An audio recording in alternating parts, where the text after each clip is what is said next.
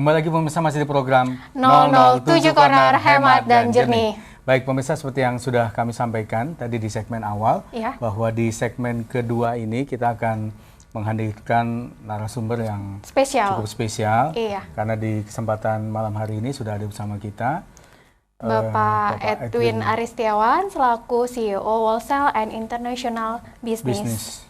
Dan sosok Pak Edwin sendiri sebenarnya sudah tidak asing mungkin bagi pemirsa setiap program 007 Corner, karena sebelum beliau menjadi CEO di Jakarta juga sering kali tampil ya. Dan di kesempatan malam hari ini kita akan sapa terlebih dahulu Pak Edwin yang sudah ada bersama kita. Pak Edwin, apa kabar Pak? Baik, Mas Wiji dan Mbak Tias. Sehat Pak? Alhamdulillah. Alhamdulillah sehat. Sehat selalu. Lama tak bersua, tampaknya makin seger, makin sehat ini Pak Edwin. Pak Edwin juga ditemani Pak Rianto Utomo Raden selaku FVP Tirek 6 Kalimantan. Iya. Selamat malam Pak. Selamat malam Pak Ruth. Sehat juga Pak? Alhamdulillah. Sehat ya Pak ya. Baik, kita akan mulai perbincangan kita dengan Pak Edwin ini. Iya. Ya, karena sekarang Pak Edwin selaku CEO tentu di Wholesale and International Business. Ya. Mungkin bagi sebagian pemirsa, mungkin ini perlu dikenalkan dulu Pak. Apa sih sebetulnya Pak Edwin sekarang di posisi itu tuh apa? Di bagian Telkom ini ngurusin apa? Sebagai apa? Sebagai apa supaya pemirsa juga tahu nih Pak. Pak Edwin sekarang dari regional Kalimantan terus pindah ngurusin apa? Apakah masih ada kaitannya dengan program kita ini yang 007 ini atau enggak gitu Pak Edwin? Baik. Selamat malam para pemirsa Balikpapan TV.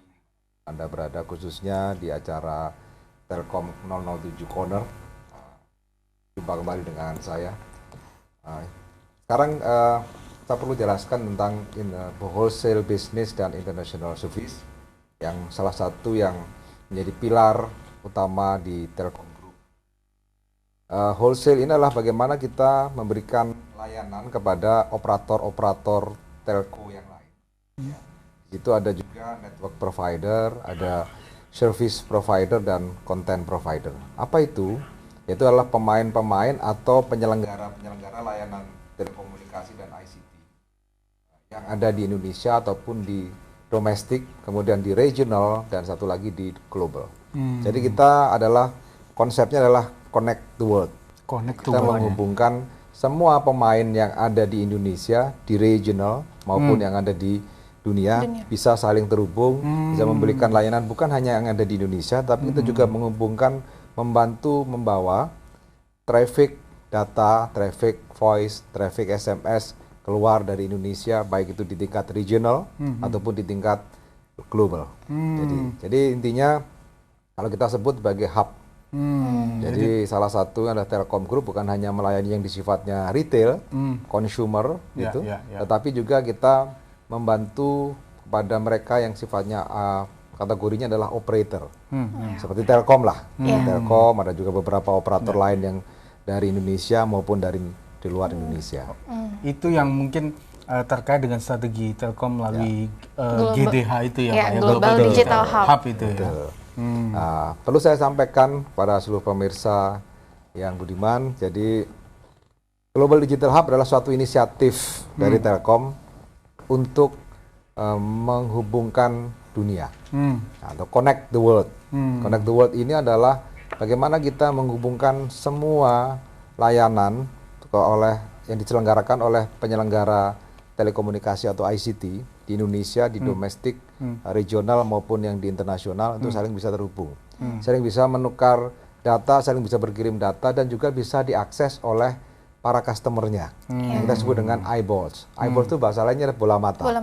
Sehingga dia melihat konten itu semakin banyak, dan kita bisa yang dulunya harus taruh di luar negeri sekarang bisa taruh di Indonesia. Storage-nya kita bisa posting bukan hanya di luar negeri tetapi ada di Indonesia. Sebaliknya juga begitu. Mungkin ada yang harus kita mengirimkan data dari pelanggan-pelanggan operator lain ke luar negeri, bisa ke Eropa, ke Amerika, ke Asia, ke Afrika dan sebagainya. Jadi tugasnya wholesale and international service hampir mirip dengan kurir, carrier, kurir, membawa paket. Kalau kita adalah membawa paket data, voice, SMS, dan juga konten. Jadi kalau ngomong konten itu apa sih konten gitu ya? Konten itu kalau kita melakukan biasanya buka ke sosial media, konten website, itu kita bisa menghubungkan eyeballs atau pelanggan-pelanggannya Telkom Group, yaitu IndiHome dan Telkomsel, itu dengan mudah sekarang bisa mengakses konten-konten yang ada di dunia, seluruh dunia itu, baik yang kita bisa pindahkan ke dalam Indonesia supaya cepat, atau mungkin kita menghubungkan melalui kabel laut infrastruktur kita. Termasuk juga mungkin ada operator lain yang ingin mengirimkan data ke operator lain di dunia melalui kita. Jadi kita carrier atau kurir kalau paket. Itu yang meliputi mungkin pilar dari GDH itu ya Pak ya, mulai dari tower, ada submarin, segala macam itu yang mencakup itu tadi. Global Digital Hub itu ada 8 pilar. Jadi Global Digital Hub adalah suatu inisiatif bisnis dari Telkom, selain juga sebagai hub untuk mengoneksi dunia, tapi dia Global Digital Hub adalah sebagai enabler ekonomi digital, ekosistem. Jadi ekosistem ekonomi digital Indonesia. Selama ini kita ngomong digital, itu adalah baru ngomong tentang aplikasi. Biasanya orang koneksi dengan aplikasi, apps ya. Tetapi kita menyediakan playing field, semacam platform, lapangan bermain bagi mereka-mereka itu. Baik yang sifatnya enterprise, kemudian sampai dengan yang sifatnya personal, yang skalanya kecil atau startup itu ya Pak ya. Jadi kita sediakan semacam industrial estate lah. Jadi industrial estate, semacam perumahan real estate kita siapkan di sana. Silahkan yang nanti membangun industrinya secara skala besar, menengah dan kecil. Dalam konteks digital. Saya sebut dengan ekosistem digital di Indonesia. Dan kita mengenabling. Artinya semua pemain-pemain itu kita fasilitasi, kita agregasi dengan infrastruktur yang kita miliki. Antara lain data center, mulai dari skala yang kecil, yang tier 1, tier 2, kemudian tier 3, dan tier 4. Apa bedanya tier itu? Itu ukuran layanan fasilitas. Itu ngomong tentang data center. Yang berikutnya adalah carrier. Tadi saya sebutkan adalah carrier. Kita menyediakan mengangkut traffic voice, SMS maupun data. Yang ketiga adalah kita menyiapkan yang disebut dengan tower ecosystem. Jadi tower itu tower kita yang selama ini bukan hanya oleh Telkomsel, kita juga punya resell atau kita sediakan untuk operator-operator lain dengan menyewa. Ya.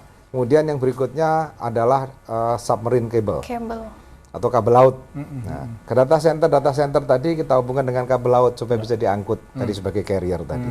Kita menyewakan kabel lautnya sendiri atau kita bawakan mereka. Mereka bisa menyewa kabel lautnya utuh.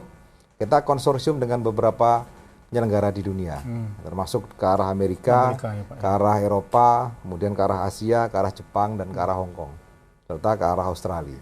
Yang sekarang kita bangun, kita juga kerjasama dengan beberapa operator lain. Kemudian juga kita berikutnya adalah satelit. Kita ada satelit, jadi jalur-jalur yang nggak bisa pakai kabel laut, pakai satelit. Jadi ada beberapa operator lain meminta tolong kita untuk membawakan trafficnya kepada pelanggan mereka melalui kita. Ya, kemudian satu lagi adalah radio FTTX. FTTX itu fiber dan radio.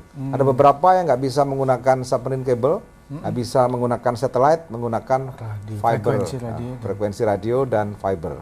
Khususnya adalah akses ke BTS. Di BTS itu kita bisa bantu ke Telkomsel, selain Telkomsel ada operator lain yang ada di Indonesia. Kemudian juga kita punya solusi juga untuk energy solution, construction. Itu artinya ekosistem energi itu kita bangun untuk menyediakan solusi untuk data center yang bukan dikerjakan oleh Telkom, yang disediakan oleh operator lain. Kita bangunkan solusi energy solutionnya atau energi solusi catu dayanya. Kenapa data center itu kata kuncinya adalah kita bisa menyediakan reliability atau availability dari energi itu dengan sangat handal. Jadi data center itu minimal dia bisa menyediakan ekosistem atau environment yang dimana salah satunya adalah catu daya. Catu daya itu sangat penting karena dia mengkonsumsi banyak satuan atau energi dari listrik yang dibutuhkan oleh data center itu. Dan continuitasnya ya Pak ya, ketika nanti terputus ini bahaya. Itu yang akhirnya kaitannya dengan tier 1, 2, 3 tadi ya Pak. Jadi kalau kalau bilang tier 2 gitu ya, dia hanya satu catuan dari PLN, sisanya menggunakan genset. Genset. Tapi kalau udah mulai masuk tier 3 dan 4, itu harus dicatu oleh 2 gardu induk yang berbeda. Nah, itu juga. Dan kedua high density. Ya, di atas sekitar 5 kVA dan sebagainya. Gitu. Jadi ini poinnya adalah bagaimana kita menyiapkan catuan listrik, conditioning, security secara fisik maupun security secara logik, cyber security, sehingga mereka menyimpan datanya dengan aman. Yang kedua, kalau itu dia menyimpan data dalam bentuk konten, seperti kita sebut Facebook, Google, itu kan konten. .com itu kan taruh di situ, mereka dengan mudah bisa diakses. Kalau mereka adalah konten ya, konten provider. Tapi kalau mereka banking, kemudian layanan yang sifatnya private, hanya boleh diakses oleh karyawannya menggunakan akses khusus, dia nggak akan terkonek ke internet. Gitu. Jadi kita memberikan layanan di data center itu untuk semua. Dan yang satu terakhir adalah digital service dan platform. Ya, jadi sekarang ini kita sedang kembangkan IoT, artificial intelligence, gitu ya, platform as a service, infrastructure as a service. Itu adalah salah satu bisnis yang terkait dengan cloud. Ya, jadi kita contohnya sekarang udah ngomong IoT, Internet of Things. Jadi layanan-layanan tadi yang terkait dengan tower, gitu ya, kemudian terkait dengan energy solution, FTTX, itu kita upayakan sekarang udah mulai terkonek dengan internet melalui Internet of Things. Kenapa? Untuk persiapan ke depan 5G, salah satunya adalah mendekatkan atau mengurangi latensi. Jadi kalau kita ngomong dulu akses ke Google itu lama banget, karena latensinya jauh. Waktu itu Google-nya ada di Amerika, gitu ya, servernya. Sekarang udah ditaruh di sini. Nah, sehingga kedepannya nanti data center itu bukan hanya ada di kantor-kantor Telkom atau STO Telkom, tapi nanti ada di tower-tower, semakin dekat. Sehingga konten-konten itu ditaruh di tower, dia nggak perlu jauh lagi, latensinya makin pendek. Jadi 5G, teknologi 5G itu persiapannya adalah bukan hanya di BTS-nya saja, tetapi juga di infrastruktur pendukungnya. Baik. Itu yang kita sampaikan. Jadi kalau kita lihat ternyata cakupan dari GDH ini ternyata namanya global, benar-benar memberikan layanan yang sangat global gitu ya, Pak ya. Dan bukan hanya data center atau hyperscale data center, tapi di situ ada kabel laut, tower, carrier, satellite, FTTX, satellite, sampai tadi yang ke digital energy platform solution dan digital service. Ya. Baik, kita akan jeda dulu sesaat. Nanti usai jeda kita masih akan lanjutkan. Ada satu produk yang selama ini juga sudah dikenal di Balikpapan juga sudah sangat dikenal, ada data center, New Centric. Nah, ini yang nanti akan kita bahas. Kita akan jeda dulu sesaat dan usai jeda kita akan kembali lagi masih di 007 Corner Hemat dan Jernih.